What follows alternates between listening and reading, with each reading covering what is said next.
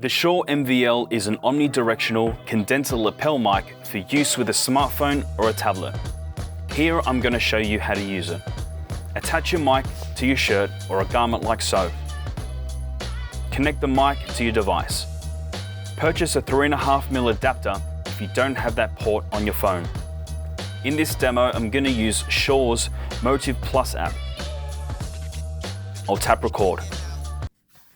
Testing 1, 2, 3, 4, 5. When testing the mic, try not to let the signal hit the top of the meter as the audio will come out distorted. You can also use any device that accepts a 3.5mm input like DSLR cameras. Here I've connected the MVL onto my Mac and you can see that it's detected. For more info, please see the MVL user guide online.